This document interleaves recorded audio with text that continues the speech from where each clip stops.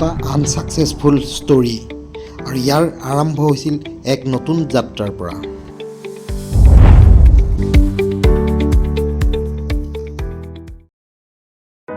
যাত্ৰাৰ আৰম্ভণিতে নিশা 12 বজাত আমি গৈ পাইছিলোঁগৈ ঢলা-শদিয়া দলং।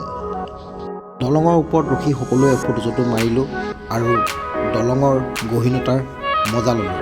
আৰু এইখিনিতে আমি দেখা পালোঁ জোনবাইটি ৰঙা হৈ ওলাইছে। ঘাঁ বেছি হোৱাৰ কাৰণে হোটেল এখনতে আমি ৰাতিটি কটালোঁ।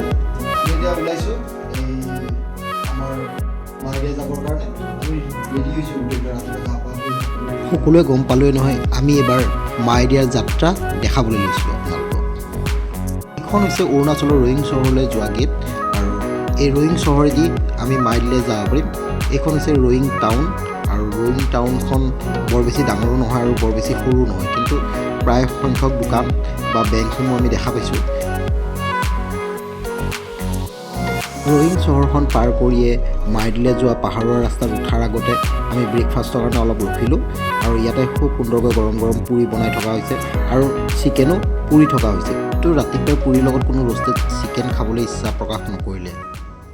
বৰফ চোৱাৰ হেঁপাহত প্ৰায় 56 কিলোমিটাৰ ওপৰত এনেধৰণে মাইদিয়ালৈ আমি সকলোৱে গাড়ী লৈ উঠিলোঁ আৰু ৰাস্তাটো খুব একা বেকা আছিল আৰু ৰাস্তাটো বহুখিনি ঠেক আছিল।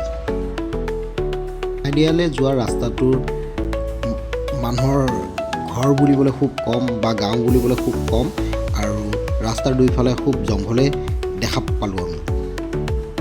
মনত মাত্ৰ এটাই হেঁপাহ, মাইদিয়ালৈ গৈ বৰফ দেখা পাম। এই পাহাৰবোৰৰ বুকুৱেদি বৈ অহা কিছুমান সুন্দৰ নিজৰা আৰু ৱাটাৰফলবিলাকৰ মাতে খুব সুন্দৰ কৰি তোলে গোটেই পাহাৰৰ পৰিৱেশটো।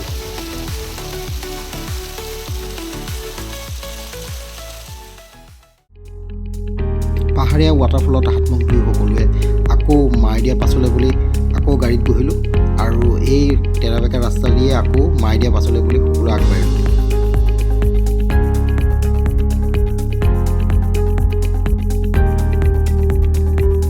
পাহাৰৰ মাজত কেইঘৰমান মানুহ থকা এখন গাঁও, এটা বস্তি আমি দেখা পালোঁ আৰু বস্তিটোত খুব কম মানুহৰ ঘৰৰ সংখ্যা আছিল। সেই বস্তিৰ মানুহবিলাকে ঠাণ্ডাৰ পৰা বাচিবৰ কাৰণে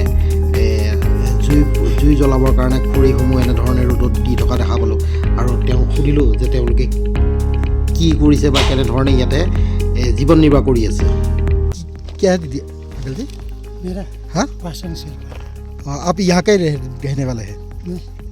आप कहाँ के? असम आसाम का। आप यहाँ पे काम काम करते इस गांव का नाम क्या है? 65 बनता है।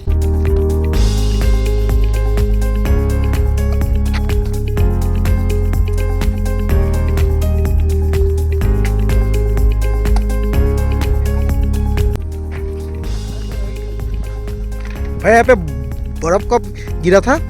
गिरा था जनवरी 28 तारीख को गिरा था ना? 8 तारीख को गिरा। यहाँ पे भी गिरता है ना? ठीक है।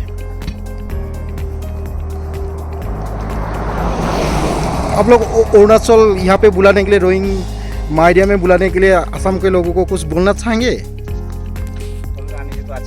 अच्छा टूरिस्ट, हाँ माइडिया में नंबर भी रखा होगा, नंबर हाँ, भी जाने से अच्छे बर्फ कब गिरेगा बोल सकते हैं। हाँ ठीक है, थैंक यू भैया।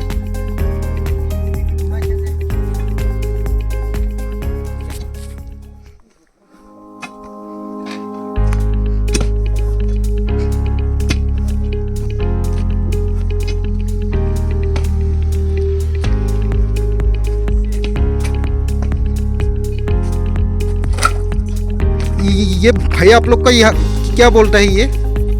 ये खुपरी बोलता है ना? हाँ, खुपरी नहीं, ये दाव है। दाव है। ये खोल के दिखा सकते हैं क्या भैया? और जंगल में काम आता है ना? आपका नाम भैया? कृष्णा भाई।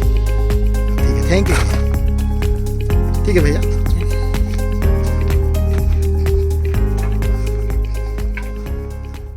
অৱশেষত দীঘলীয়া যাত্ৰাৰ পিছত আমি মাইদিয়া পাছ আহি পাওঁহি। এয়া মাইদিয়া পাছৰ দৃশ্য আৰু এইখিনি হৈছে মাইডিয়া পাছ। আমি আগলৈ আগবাঢ়ি গৈছোঁ। আমি বৰফ চাবৰ কাৰণে আৰু অলপ খোজকাঢ়ি গাড়ী থৈ আগবাঢ়ি আহিছোঁ মাইডিয়া পাছৰ টপলৈ। মাইডিয়া পাছ লিখা বৰ্ডখনো দেখা পালোঁ আৰু চাৰিপিনে বিচাৰিলোঁ বৰফ ক'ত আছে।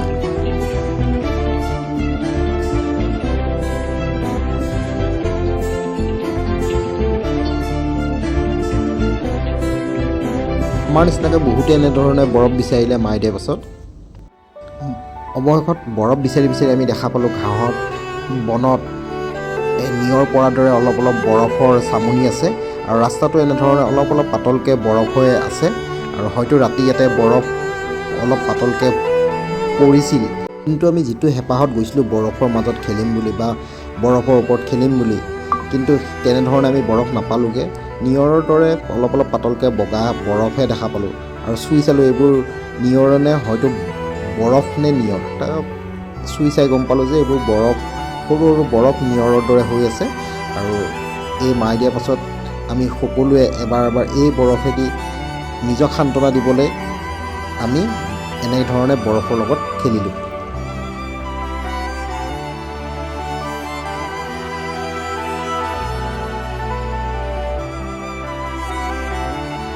বেছিকৈ ক'ৰবাত বৰফ পোৱাৰ হেঁপাহত অলপ আগফালে পিছফালে চালোঁগৈ আৰু আমি পাহাৰৰ তলতো অলপ নামি চালোঁগৈ, কিজানিবা বেছিকৈ অলপ বৰফ পাওঁ, চুই চাব পাৰোঁ।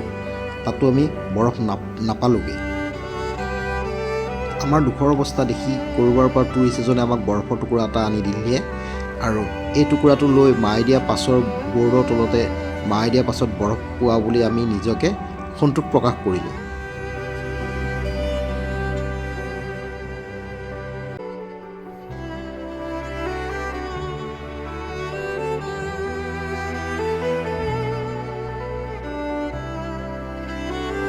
মাইডিয়া পাছৰ পৰাই দূৰৰ পাহাৰত খুব সুন্দৰকৈ বৰফ পৰি আছে আৰু আমি ওচৰত থকা টুৰিষ্টসকলক সুধিলোঁ যে সেইখন পাহাৰলৈ কেনেধৰণে যাব পাৰি বা তাত গ'লে আমি বৰফ দেখা পাম নেকি বা বৰফ চুব পাৰিম নেকি।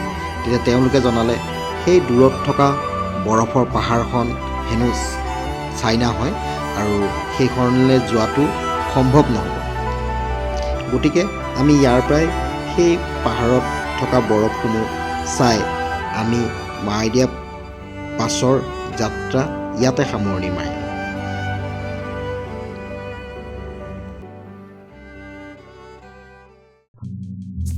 ৰ'ব, সকলোৱে গুচি নাযাব, কাহিনীৰ মাজত আৰু এটা টুইষ্ট আছে। সকলোৱে বহুপৰ আলাপ আলোচনা কৰি তাৰ পৰাই এইবাৰ এটা ছাকচেছফুল যাত্ৰাৰ আৰম্ভণি কৰিলোঁ। নেক্সট পাৰ্টটোত আপোনালোকক দেখুৱাম এই ছাকচেছফুল যাত্ৰাটো আমি ক'লৈ কৰিছিলোঁ আৰু কেনেধৰণে আমি ছাকচেছ হ'লোঁ। এয়া নতুন দিগন্তৰ আৰম্ভণি। আপোনালোকে পিছৰ পাৰ্টটোত দেখা পাব এই ছাকচেছফুল যাত্ৰা ক'লৈ আছিল আৰু ছাকচেছফুল ষ্টৰিটো কি আছিল।